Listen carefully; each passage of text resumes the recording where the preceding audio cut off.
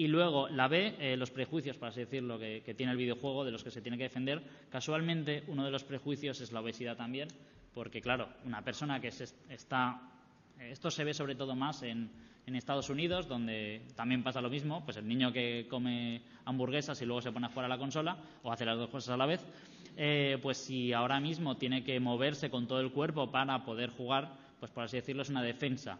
Lo que viene a ser Wii Fit también, de hecho ahora mismo triunfan mucho en los juegos o productos, porque ya no sé si llamarlos videojuegos, de tener mejor forma física.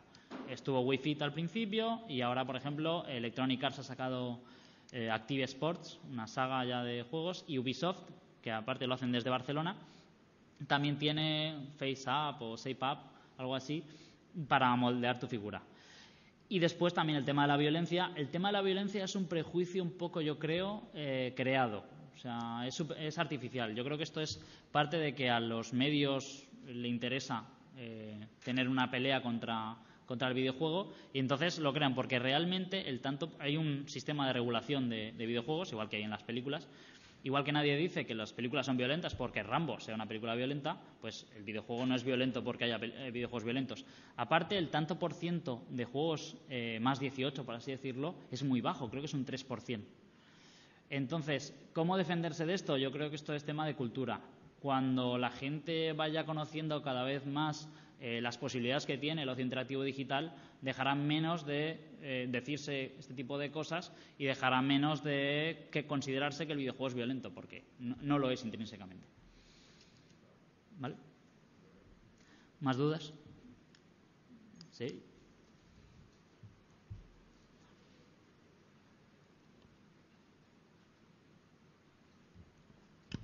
Sí, completando la pregunta que te han hecho, te quería preguntar si existen datos sobre el perfil de la edad del jugador en España.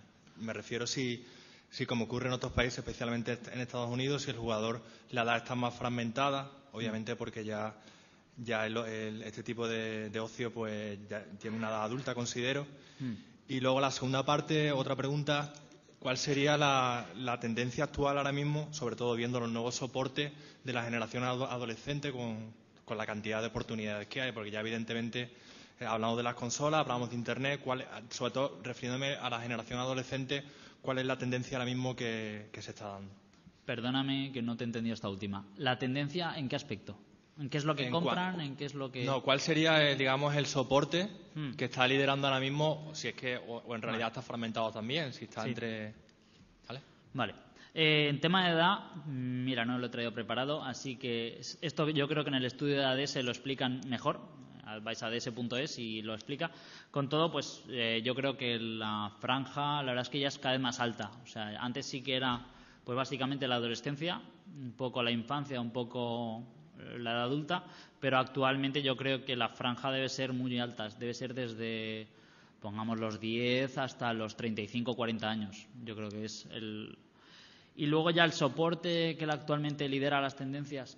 En España tenemos Wii, tenemos DS sobre todo, pero luego ya a la hora de ventas no lo sé, porque como también influye la piratería y en DS hay una tasa de piratería muy alta, pues no sé exactamente cuál es la tendencia actual.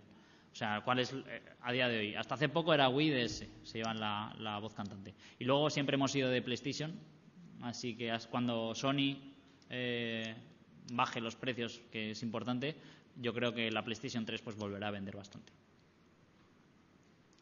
¿Más dudas?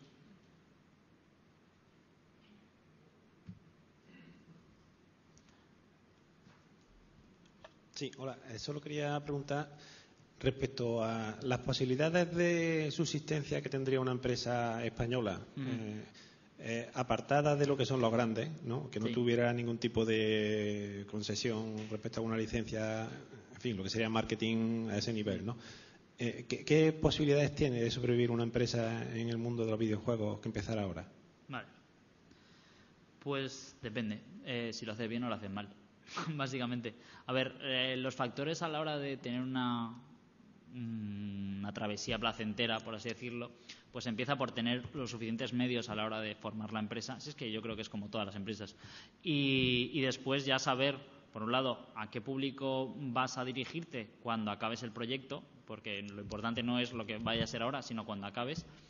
Y lo segundo, pues poder tener un catálogo lo suficientemente interesante como para aguantar. Aún así, te esperas a la mesa que va a venir después y vas a tener 3 representantes que te lo van a decir en carnes si es fácil o es difícil sobrevivir. Por lo que se ve, pues los 3 han sobrevivido.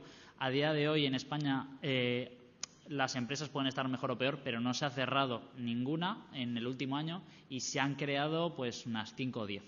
O sea que no debe ser tan difícil.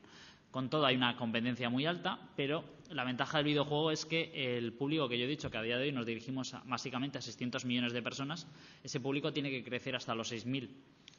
Entonces, potencial hay una barbaridad.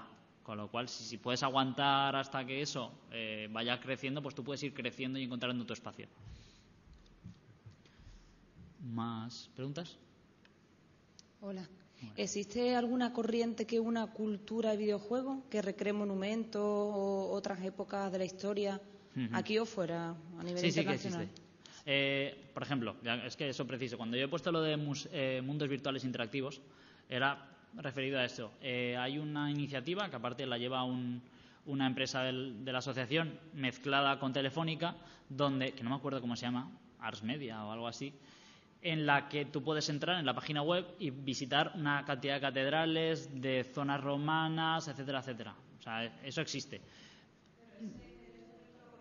Sí. Perdona, ese proyecto lo conozco, pero es recreación virtual 3D. Sí, es recreación virtual 3D. Que no es videojuego.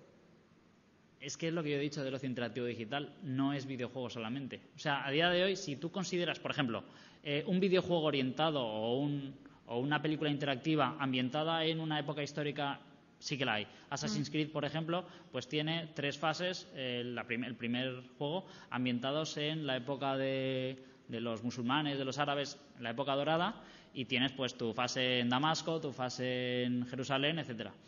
En la segunda parte pues ya están en Venecia y te refleja Venecia con una cierta... en la actualidad pues también tienes Willman, que es un juego ambientado en Barcelona, y ahí pues tú puedes ver la Sagrada Familia, etcétera, etcétera. O sea, eso existe. Pero no suele ceñirse más a lo que es la jugabilidad, a lo que el jugador requiere para poder divertirse, que en una enseñanza.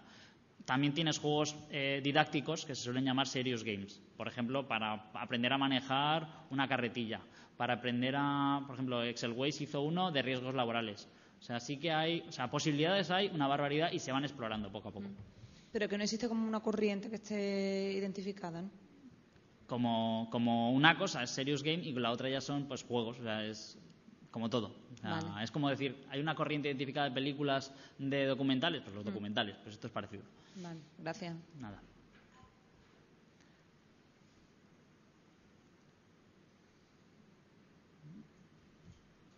¿Ya está? ¿Alguna pregunta más?